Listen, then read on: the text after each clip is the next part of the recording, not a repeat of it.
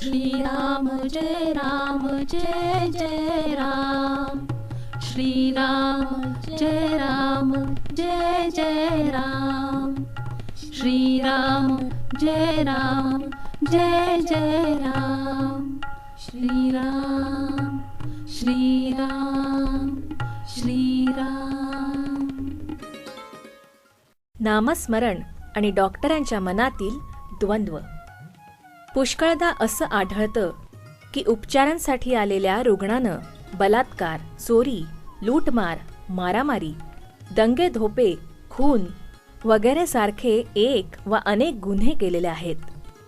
कायदे आणि संकेतांच्या बडग्याखाली अशा रुग्णाला उपचार केले तरी उपचार करणाऱ्या डॉक्टरच्या मनात आपण करतो ते योग्य की अयोग्य असा संभ्रम तयार झाला तर नवल नाही. याउलट कधी कधी उपचारानंतर बरा झालेला रुग्ण एक वा अनेक गुन्हे करतो. साहजिकच डॉक्टरच्या मनामध्ये वैद्यकीय सेवेबद्दल शंका कुशंका आणि संभ्रम तयार होतात. वैद्यकीय सेवा ही खरोखरच सेवा तरी आहे का असा संशय निर्माण होतो. कधीकधी डॉक्टर फी आकारत नाहीत, पण कालांतरानं तोच रुग्ण जेव्हा डॉक्टरला न पटणाऱ्या बाबींवर उधळपट्टी करतो तेव्हा डॉक्टरचं मन विषण्ण होतं. बऱ्याच वेळा असं दिसतं की आदर, लोकप्रियता, कीर्तीचा झगमगाट बेरकी आणि कारस्थानी डॉक्टरांकडे जातो, तर प्रामाणिक आणि तज्ज्ञ डॉक्टरांच्या वाट्याला मात्र कुचेष्टा आणि निर्भत्सना येते. ही सामाजिक परिस्थिती वैयक्तिक आणि सामाजिक आरोग्याला हानिकारक आहे.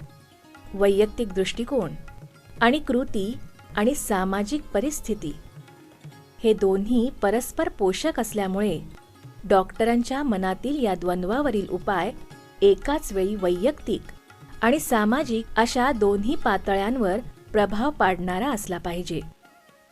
नामस्मरण अगदी नेमका असा उपाय आहे.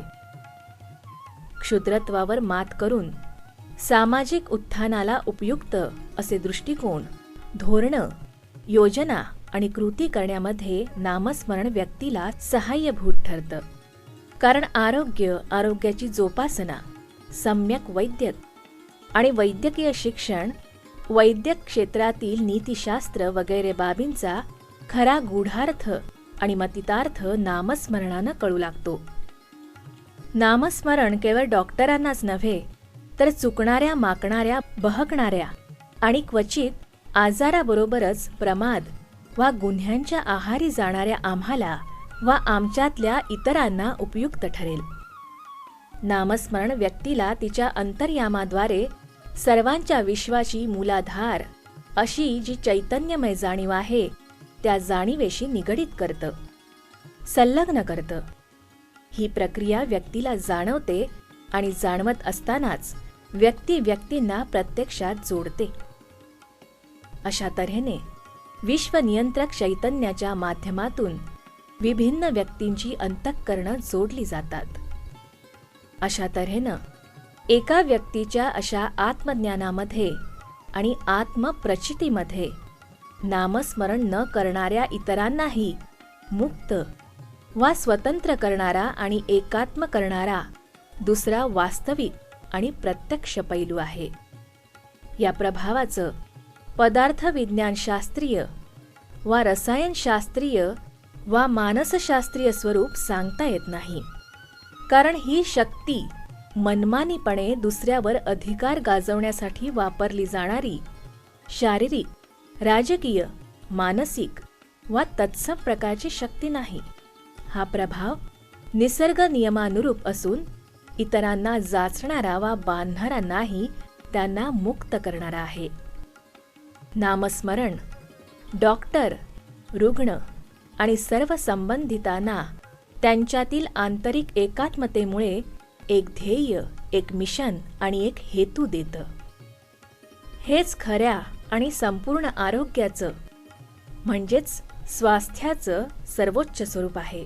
यावरून नामस्मरण हे रुग्ण, डॉक्टर आणि समाजाच्या त्वचेपासून ते आत्म्यापर्यंत सर्व पातळ्यांवर पसरलेल्या सर्वात महत्त्वाच्या अशा आध्यात्मिक विकृतींचं, अस्वास्थ्याचं उच्चाटन करणारं रामबाण औषध आहे हे सहज लक्षात येईल.